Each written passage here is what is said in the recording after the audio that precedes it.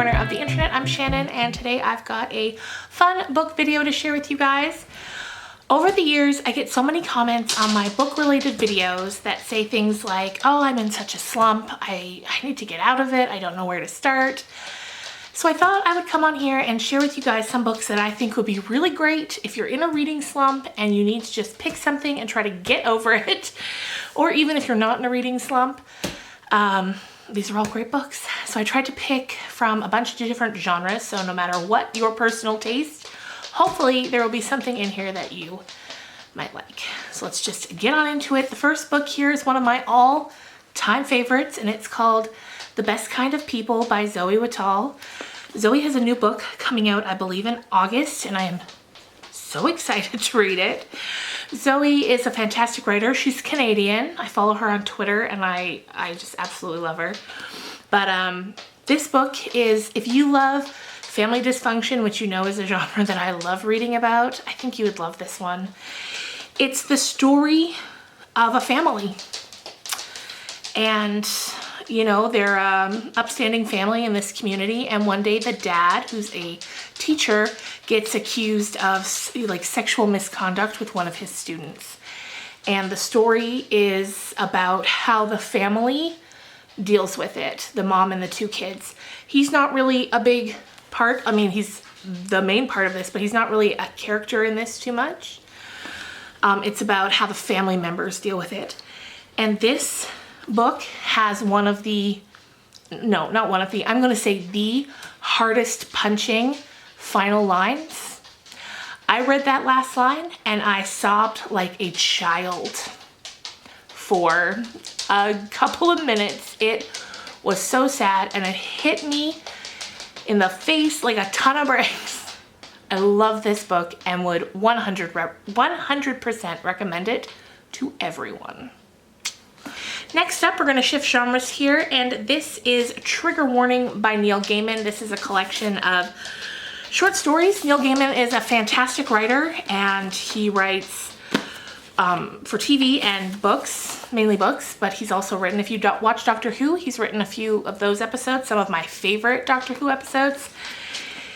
And this is a collection of stories. I always find a collection of stories are a great place to start if you're in a bit of a slump, so that's why we've got two more collections of short stories coming up, because you can sit down, read a story, take a break, do whatever you need, but these are great. Neil Gaiman writes a bit more into the sort of fantasy / science fiction genre, so if you're into that. The New York Times book review here on the back says, his mind is a dark, fathomless ocean, and every time I sink into it, this world fades, replaced by one far more terrible and beautiful, in which I will happily drown. And I think that's such a fantastic way to describe Neil and the stories that he writes. His mind is, wow, what a place. This book is excellent. Next up, we have another short story collection, and if you've been around my channel for a while, you know I am a huge fan of this man, and that is Stuart McLean. This one is Vinyl Cafe Turns the Page.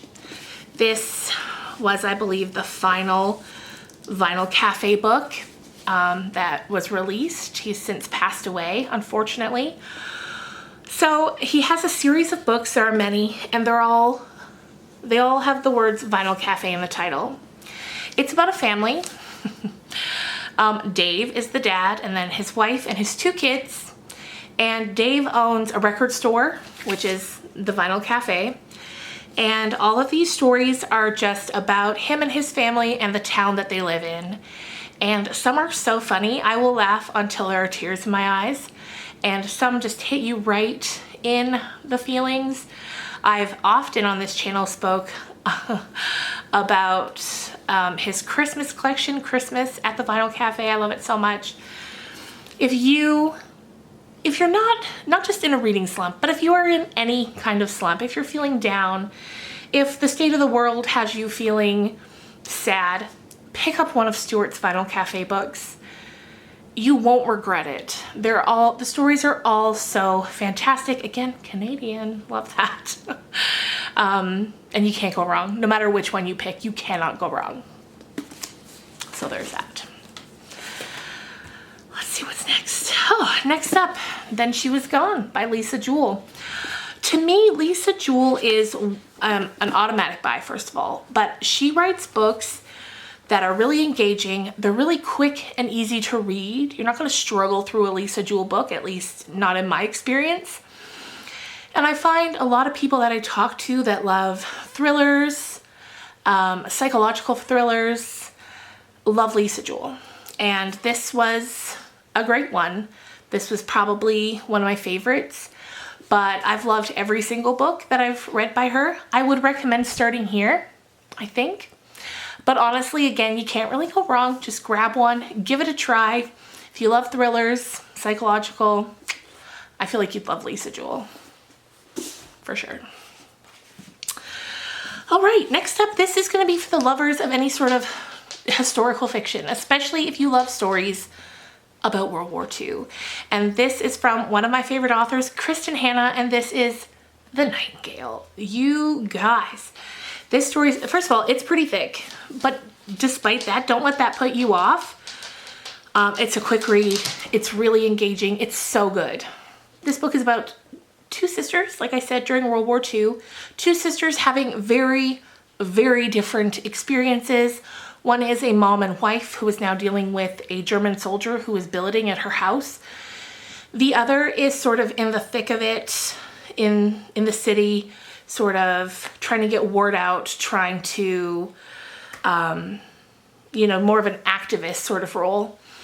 And this book is just amazing. The ending's fantastic. It was, again, another one that definitely brought a tear to my eye when I got to the end. This is, I've heard, last I heard, now this was a while ago, but I heard this is being made into a movie starring real-life sisters, starring real-life sisters, Elle and Dakota Fanning. And I think that casting would be perfect for this. So I'm really looking forward to that. But yeah, if you love historical fiction, stories about World War II in specific, this is a great one. Really good. We've got two more left now. This one is if you sort of love fantasy books, mythical, you know, characters books like vampires or werewolves or things like that. This is a fun read. And this is by Grady Hendrix, and it is the Southern Book Club's Guide to Slaying Vampires. That title alone, when I saw that title, I was like, all right, you've got me. I could see this turning into a series maybe.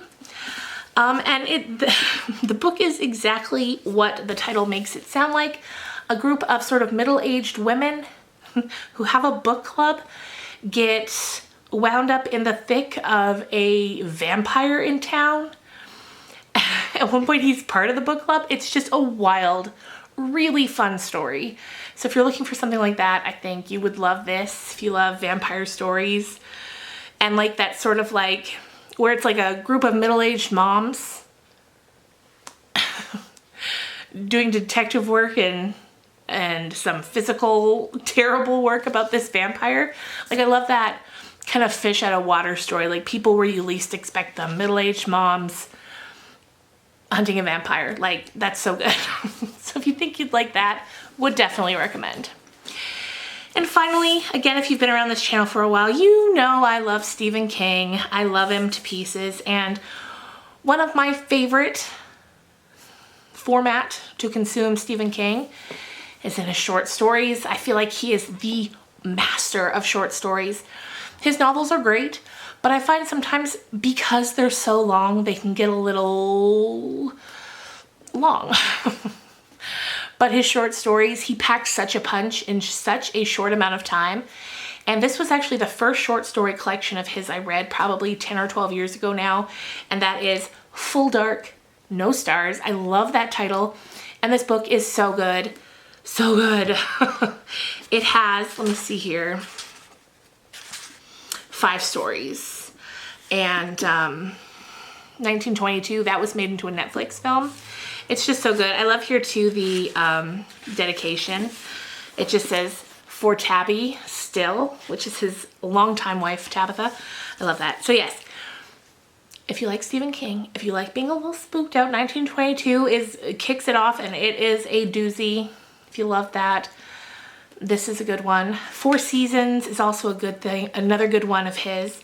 Everything's Eventual is another collection which I really love. That's got 1408 in it, which was made into a movie starring John Cusack mainly and Samuel L. Jackson minorly. And it's 1408, I think, is my favorite Stephen King adaptation of all time. It was excellent, and it was based on a short story. So there you go, you guys. Those are my recommendations. I hope someone finds this helpful and you find something to dive into and hopefully enjoy. And that's gonna do it for me for today. I'll see you again real soon with a book talk on the book Safe and Sound. I'm just about finished that one, so I'll probably put that up either over the weekend or Monday, I would guess. Anyway, have a great weekend, and I will, see you soon. Bye, guys.